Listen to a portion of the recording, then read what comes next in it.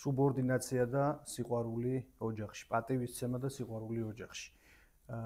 რა თომ არის ეს მნიშვნელოვანი?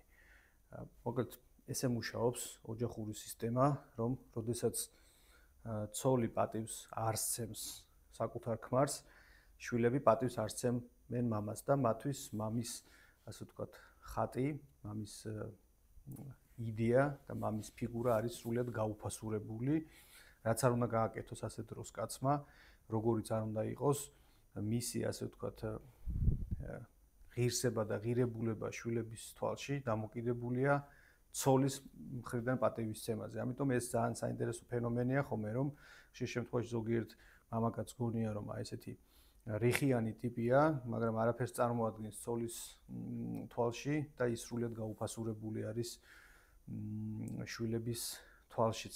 ოჯახურ სცენარებში ეს არქეტიპული სცენარული ცოდნა ვისაც აქვს, მან იცის, რომ ხშირ შემთხვევაში საოჯახო სცენარში სამეფო გადატრიალებები სწორედ ამიტომ ხდება, რომ პრინცი, უფლისწული ტახტიდან აგდებს ასეთ მამას, რომელსაც პატივს არ სცემს მისი ცოლი. ახლა მეორეს მხრივ, როდესაც კაცს არ უყვარს თავისი ცოლი, ეს იწვევს იმას, რომ შვილებსაც არ უყვართ დედა. თითქოს კავშირი ერთმანეთთან არ აქვს, მაგრამ ძალიან ქვეცნობიერ ღრმა დონეზე ბავშვებს აქვთ გარკვეული ტიპის პრობლემები ასეთ დედასთან. ანუ მამას, როდესაც არ უყვარს საკუთარი ცოლი, შვილებსაც ქვეცნობიერად ვამბობ და არა ისე ცნობიერ დონეზე, რაღაცა ტიპის პრობლემები აქვთ ხოლმე დედასთან. შესაბამისად, ეს შემდგომ შემთხვევებში იწვევს რა ტიპის ურთიერთობას. კაბალისტური ცოდნა, სხვათა შორის საინტერესო ამბავს ამბობს ამ თემასთან დაკავშირებით.